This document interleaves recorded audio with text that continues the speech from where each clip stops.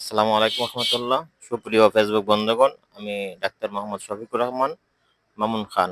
আমার সামনে যে একজন পেশেন্ট বসা, উনি আমার কাছে আসছিলেন যে ওনার প্রাইভেটে একটি খাটা ছিল। এই খাটাটা খুবই গভীরে ছিল।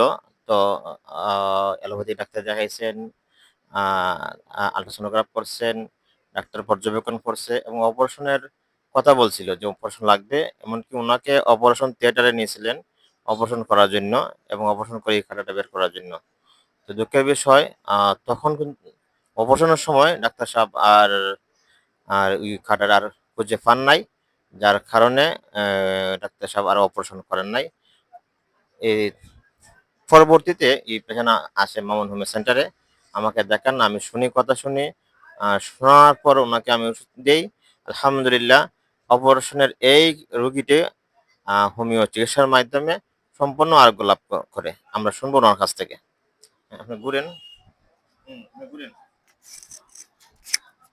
বিসমিল্লাহ রহমান রহিম। আসসালামু আলাইকুম। আমার নাম মোহাম্মদ আবু মুসা, গ্রাম করিমপুর।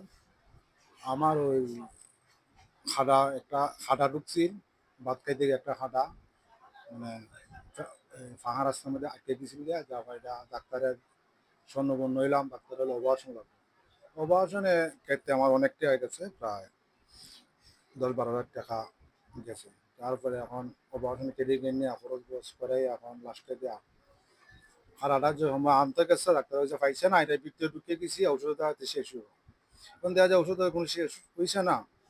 এরপরে আমরা শেষপর্যন্ত ফুরান বাজার ময়মনসিংহে এলাম। তারপরে তাই নিয়ে কিছু চিকিৎসা করলাম ওর পরে এর মাধ্যমে ইনশাল্লাহ রহমত আমি যেদিন খাইছি এর পরের দিনে দেখা যায় হালকা একটা ফুরির মতো গামাচির মতো, এটা কিনতে পারি যে আমি নিজেও খুঁজতে পারি না। আসলে আল্লাহ তালার রহমত আর তারার চিকিৎসা আমি সুস্থ হয়েছি। এখন এইবারে রাখলাম। সালাম।